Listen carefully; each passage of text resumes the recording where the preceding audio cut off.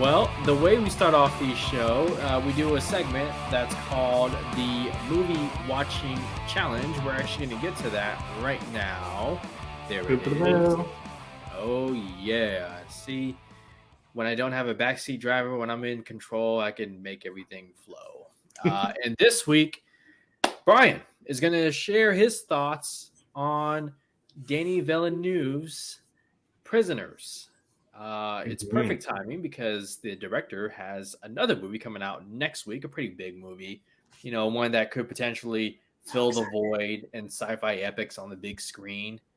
But Brian, before we get to Dune and all that excitement next week, talk to us right now about Prisoners, starring Hugh Jackman, Terrence Howard, Paul Dano, Jake Gyllenhaal. I almost forgot. David Dastmalchian. Dastmalchian. Wrong. Dastmalchian. You know what? Okay, DC fandom. Yeah, freak. He changes the way he says Denis Villeneuve every single week. I do because I don't know how to pronounce it. Just so you know, Brian, your life on this channel depends on how you review this movie. Oh, is that how it works? If I'm correct, no one's ever allowed to say anything wrong against that director. You are correct. And there's a reason for that. I'm sure. Except his hot takes on Marvel movies. Yeah. I'm talking backtrack. Where are we at? What are we talking Anyways. Brian? All right. So this movie, it's freaking bonkers. You guys keep giving me bonkers movies, but I like it. I love it. You guys keep hitting me in the best spot, which is trying to figure out what the hell's going on. Those are my favorite type of movies that aren't like your superhero or Star Wars or something like that. My favorite type of movies is trying to figure out who done it, what the hell is going on, and this movie hits that easily hit that. There were twists that I did not see coming from a mile away. There were things that I was so confident and ended up being wrong. And so it was pretty fun to watch, not gonna lie. You had fun watching this movie? Not fun, but like I enjoyed it. I enjoyed it wasn't, I shouldn't say fun. I enjoyed it. I enjoyed trying to figure out what happened, who did it, who done it. I don't know why. No, I know why. But Jake Gyllenhaal, I was like convinced had some part in it because the way he acted. He's so good. But so good. He blinked. I don't know if it's something I just noticed now or it's this movie. He blinks really weird in this movie. Like it's part of his character.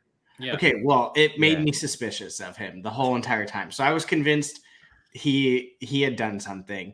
Very true. Nothing wrong. The Paul Dano twist, never saw that coming. Not in a million years. That one. I want to butt in. What did you think of the ending? The ending was good. I kind of was like, I hope Hugh Jackman kind of bites it. Like what? He became an asshole at the end. That doesn't mean you send someone to his death. But see, well, we don't know that he. Oh, yeah, come on, bruh. He's there for life. I do love Jake Gyllenhaal heard the whistle 3 times. But that's an Inception thing. You have to play on your own little, So so you clearly are on the side of he did. We're on the side that he is discovered. See, this is exactly what Denny wanted. So for the positive for the movie. So I think I was totally fine with what Hugh Jackman was doing, like up until the twist of Paul Dano, and then I was like, that he shouldn't have done that. He's bad now. Yeah, he screwed up royal. What else? What am I missing? I mean, a lot. Well, spit it out. Tell me what you like. So the scene that always, like, obviously there's a lot that happens in this film. It's a performance driven film for sure. Like, I think RD said it. It's one of Hugh Jackman's, like, Hugh Jackman to this point was either Wolverine or the Broadway guy, right? Like, he did some singing here and there, then musicals, stuff like that. But then he turns in this, like, incredibly huge dramatic performance. And I know he's done a few of them. He did them previously. Like, he did one in The Prestige, right? Christopher Nolan's film with Christian Bale. But this was like the moment where people almost, in a way, kind of took him serious as like a super dramatic actor. And that scene that always sticks out to me is, I guess you can call it a torture scene, but when he breaks the sink with the hammer, that scene will always stick in my head as what Hugh Jackman is capable of doing. Like, he's just terrifying. And Brian, I do understand what you're saying about, like, you were kind of happy with like he would have bitten the dust because he kind of went over the edge a little bit. Yeah. You also have to think of the situation. Like, he played a desperate father incredibly well. Incredibly well. So, and then Jake Gyllenhaal is just Jake Gyllenhaal. Like, and it's funny, this was almost like the beginning of, like, the Gyllenhaal-essence. I don't know how I would say that. The Jake-essence. I'll call it the Jake-essence. Okay. He was an enemy with Denis prior, and then immediately jumped right back into Prisoners. And then followed Prisoners up with Nightcrawler.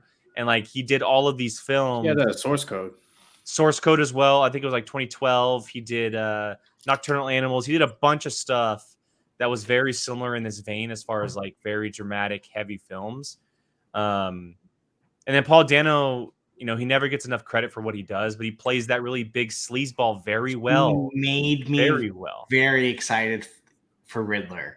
Yes. And the fact, it is not lost on me, the fact that he sings the Jingle Bells, Batman Smells, Robin Legs, like that, I was just like, look at how this turned out. It, like, it kind of made me chuckle. But, like, he was good. And I felt, oh, God. See, this is, like, the stuff with him and Hugh Jackman, like, that's what made me, like, really, like, but at the same time, I'm sitting there going, like, same, Brandy, same. He's fantastic. Yeah. I was convinced so he had something just because, like, anytime he blinked, he would, like, it was part of his character. I know, but I'm like, I go into full detective mode with these types of movies. I'm like, that's why we challenge them to. What it was, Gone Girl, and what else was the last one? Gone Girl and The Prestige. Oh, well, he's another Hugh Jackman movie, yeah. So yeah, I mean, you're Jackman movie. Now it's on to us to keep up the role, Gio. Like, yeah, you guys are screwed with these movies. What's another Hugh Jackman movie you can watch? I know, just start firing off Hugh Jackman movies. You're 3 for 3. I'll give you that on movies that I liked and enjoyed watching, and it piqued my interest. The, like, whole. I did Prestige, Jacob did Gone Girl, and Gio did Prisoner. So Keith, if it's you next, my man. Keith's gonna give me some crap, like I don't know. He's gonna give you a Tarantino film. Fear. Yeah, something like that. So and RG, you are 100% correct. This is what makes a lot of Denis films. Roger Deakins is a god. Is he doing Dune?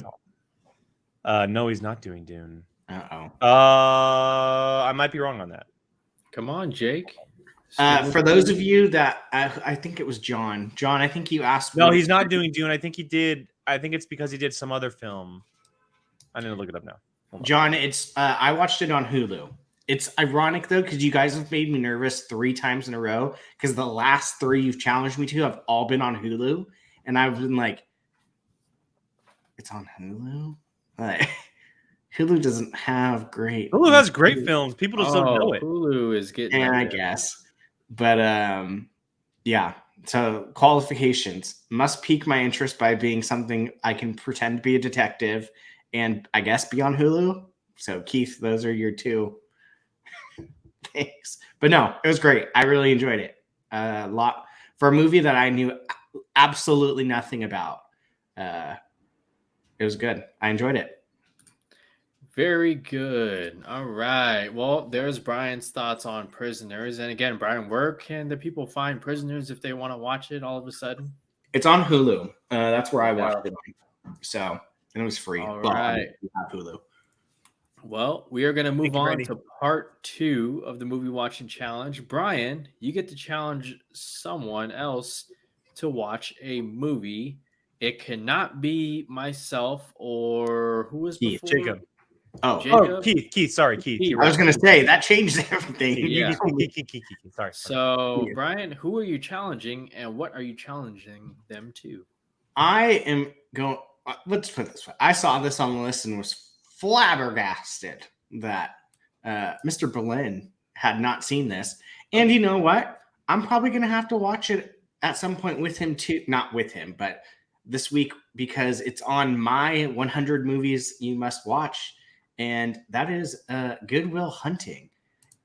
This movie Whoa. right here.